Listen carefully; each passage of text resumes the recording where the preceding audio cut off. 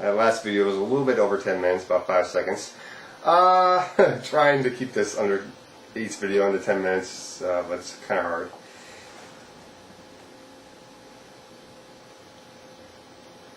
This might help.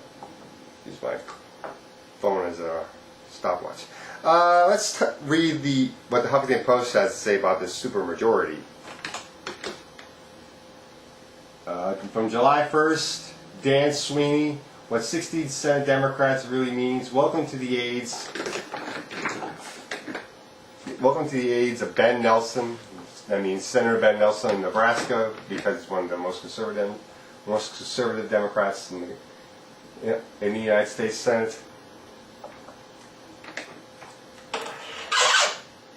Keeping the camera here. Following yesterday's final confirmation of Al Franken as the new senator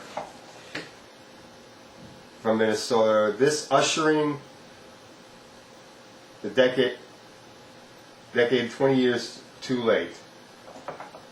All the talk last night's political shows was of magic number 60. Of course, multiple guests on the cable talk channels were quick to point out that the new number 60 Democrats was mostly a formality.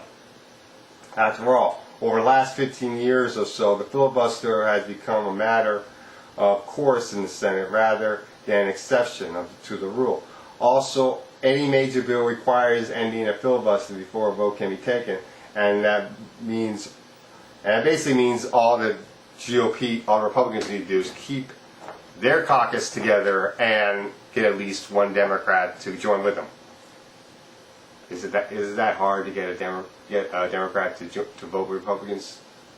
When you have Democrats when you have ones like Ben Nelson of Nebraska, Bill Nelson of Florida, Lance Lincoln, Mark Breyer. I could go on and on. And we can count the conservatives that joined up with Evan Baugh. We can count Joe Lieberman, how you want to call him. I mean, yeah, we got liberal Democrats, we got conservative Democrats too, and unfortunately, two of our 60 Democrats are not always able to vote. And I know I mentioned Byrd, but yeah, he did vote in the foreclosure bill that is going to be one of the votes I'm going to put in the sidebar. He voted with the Republicans. He made a choice and took some money. He took some money for his retirement. How do I know he took money? Because because MoveOn did a series of videos on some of the Democrats that voted with the Republicans, saying that they took money from the banks. So, and if there's a video that says that, say, Senator Carper took this amount of money from the banks, chances are, and if Senator Byrd voted with them, chances are he took some money too. Chances are John Tester took some money too, since he voted.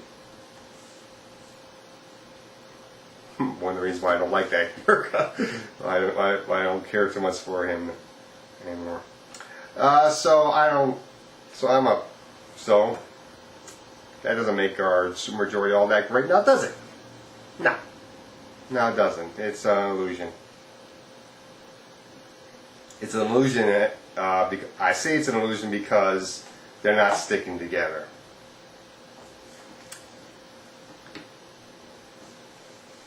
I mean, not all of them support single payer. Not all of them support the Employee Free Choice Act.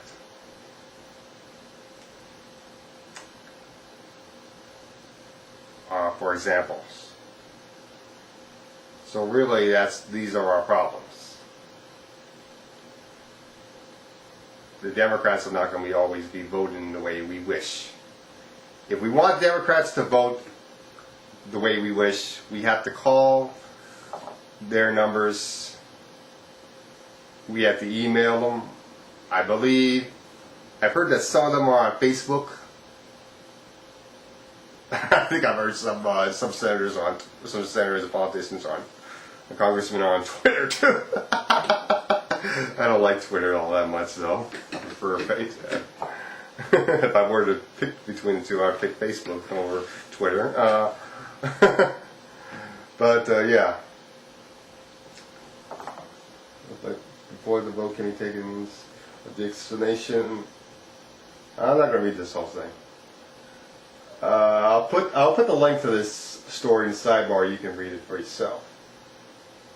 Because if I read it, I'll go over 10 minutes. So, alright, that's it for this video. I'll put the link to this Huffington Post story in the sidebar. I'll put the link to the vote in the sidebar. The 12 Democrats that voted against Dick Durbin's, voted no on Dick Durbin's bill to help, that would have helped out with the foreclosure crisis and pretty much killed the bill. You can read the names for yourself. And well, I'll put some other votes. Part 2. Done.